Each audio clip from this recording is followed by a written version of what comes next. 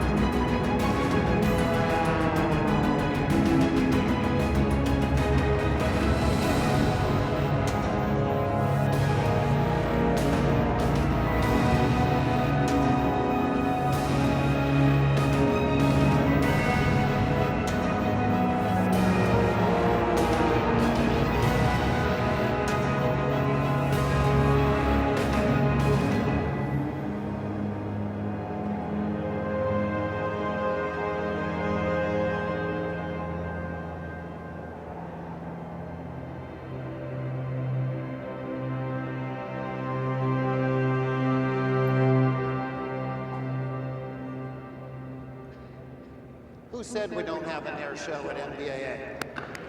Ladies and gentlemen, please help me welcome aviator, lawyer, entrepreneur, Steuart Walton.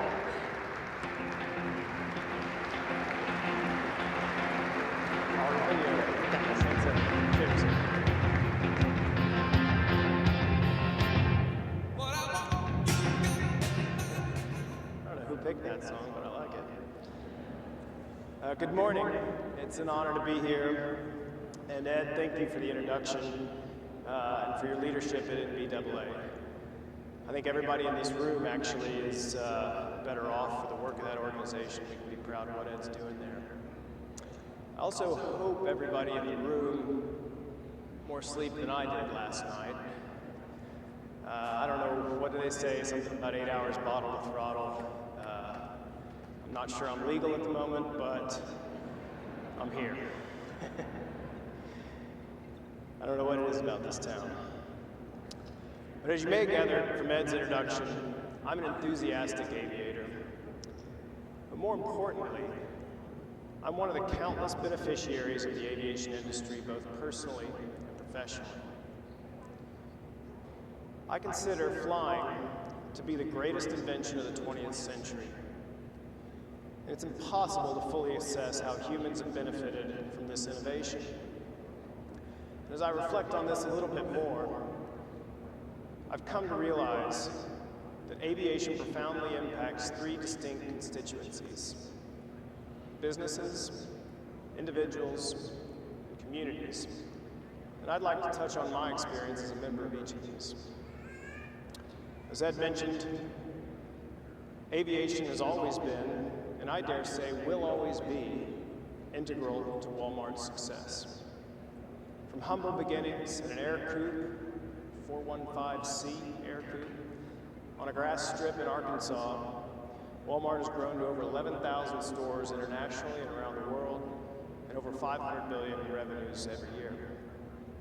Walmart's aviation fleet uniquely enabled a real estate and management strategy. We sometimes refer to it as NBAA, which stands for Management by Walking Around. And that has enabled Walmart to grow in the way that it has.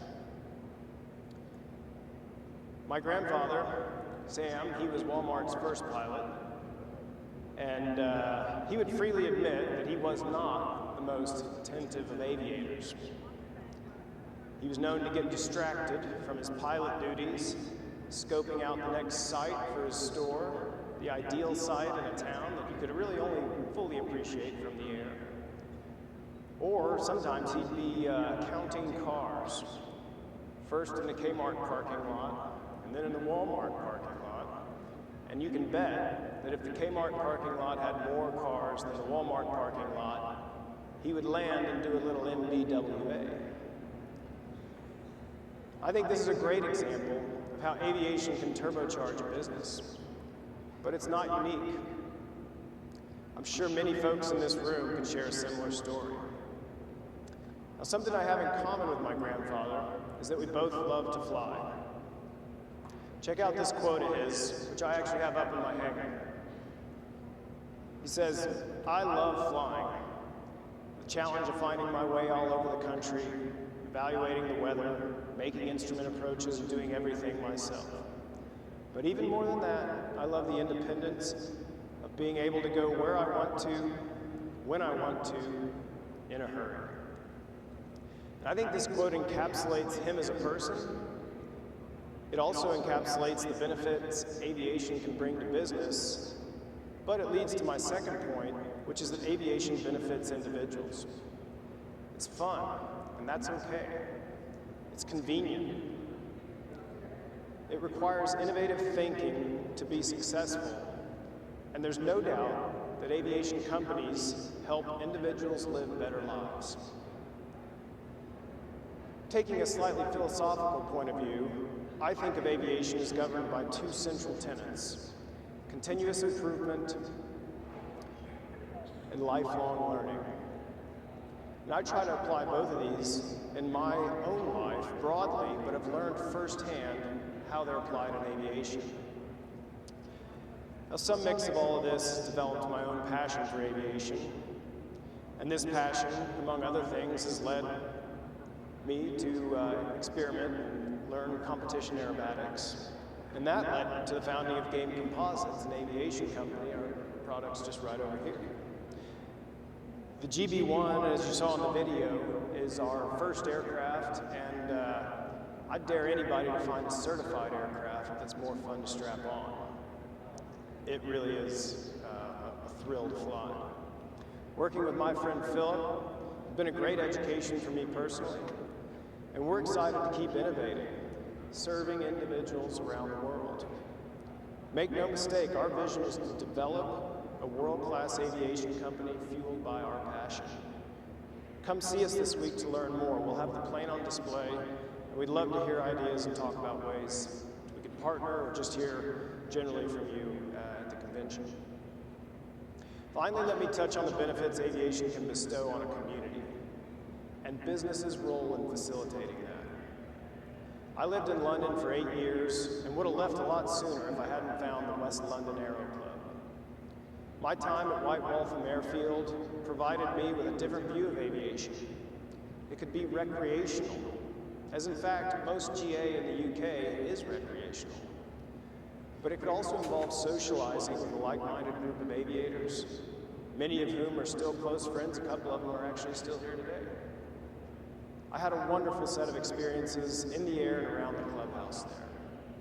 And my flying experience in the UK provided me a glimpse of the impact aviation can have on a community and how it can create a community. Even before I moved back to the US, we began working on plans to engage my hometown at our municipal airport, to begin building our local aviation community. Our work at Thaden Field started with the concept of making aviation relevant to more than just pilots and their passengers. We wanted to provide access for our entire community at the airport, and we set out to do that by housing a collection of synergistic businesses at a facility that we call the Field House. We have a diner, a flight school, a traditional FBO, a flying club and clubhouse, a display hangar, and the friendliest staff in the country, I guarantee you. Come see us. Now, the Field House opened just a year ago, and we're seeing community interest skyrocket. The restaurant is often full and has a wait. In addition to 115 active students at our flying club, our wait list for the flying, at the flying school, our wait list at the flying school went from 0 to over 170 today. The excitement I see from our community, the utility I know aviation can have for business, and the growing passion of individuals eager to experience flying is the reason I'm here today. The aviation industry must continue to serve businesses, individuals, and communities. Aviation innovations throughout the 20th century have greatly impacted these three constituencies all over the world. And it's going to take that same innovative spirit to fuel the industry's impact on the next generation. I've always believed that in order to be successful, you have to understand the specific challenges your industry faces. And aviation is no different. The industry, as we all know, is highly regulated, and regulation is necessary because the consequences of mistakes is high. But often, in highly regulated industries, we see a lag in innovation and suppressed competition. Therefore, seizing the opportunities for our industry requires us, all of us, to take calculated risks. Ross is doing it at Hillwood. Sky and Joe Ben, they're doing it at Joby.